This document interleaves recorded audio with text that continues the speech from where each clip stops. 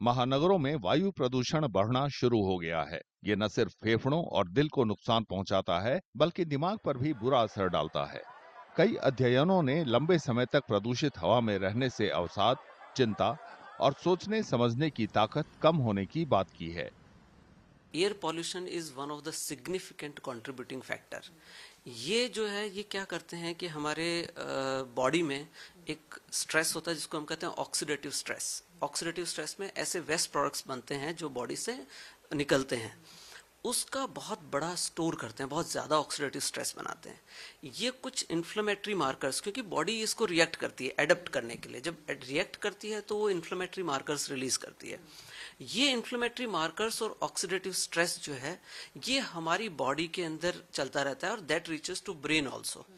इससे हमारी बॉडी का ऐसा कोई ऑर्गन नहीं है जो इफेक्ट नहीं होता, and brain is very vulnerable, but still लोग इसको ध्यान नहीं देते हैं, दिमाग के ऊपर उतना ध्यान नहीं देते हैं। बाकी फेफड़ों की बात करते हैं, इनफैक्ट लीवर में भी फैटी लीवर रिपोर्टेड है, पर ब्रेन में इसका इम्पैक्ट काफी सिग्निफिकेंट है।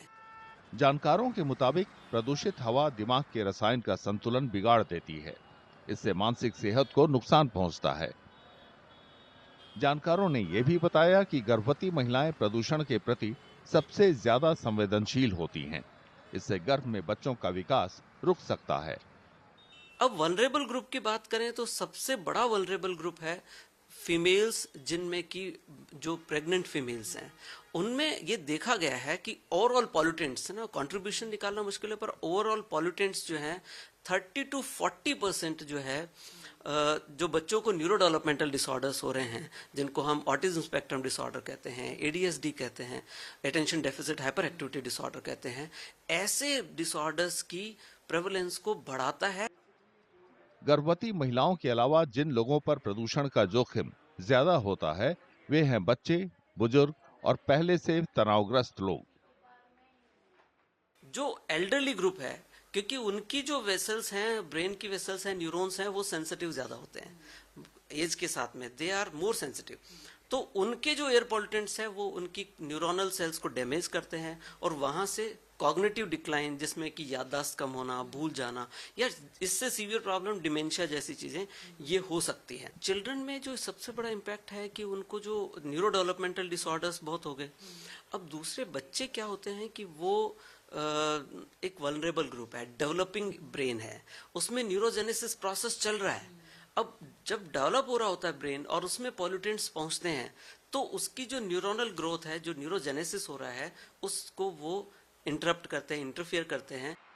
पर्यावरण के जानकार चेतावनी देते हैं कि मानसिक सेहत और प्रदूषण के बीच रिश्तों को अक्सर कम करके आंका जाता है। उनका कहना है कि खराब वायु गुणवत्ता से उत्पादकता में कमी, अनिद्रा और भावनात्मक सेहत में गिरावट का खतरा होता है। Air pollution is a slow poison.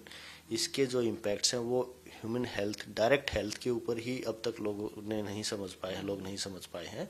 तो जो हेल्थ, जो मेंटल डिसऑर्डर्स हैं, जो एंग्जाइटी है, डिप्रेशन है, अल्जाइमर है, वो सारी चीज़ें अब तक लोग शायद उस तरीके से नहीं समझ पाए हैं, क्योंकि वो आपका पोल्यूटेड एयर में सांस लेते ही नहीं होते, वो बीमारियां धीरे धीरे आपकी होती हैं।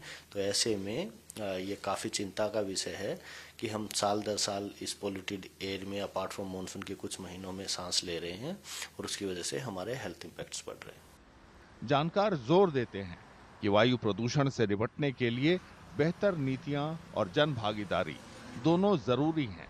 इसके लिए वे स्वच्छ परिवहन, कम औद्योगिक उत्सर्जन और हरित पहल की पैरोकारी करते हैं, जो न सिर्फ शारीरिक बल्कि मानसिक स्वास्थ्य की रक्षा के लिए भी महत्वपूर्ण है।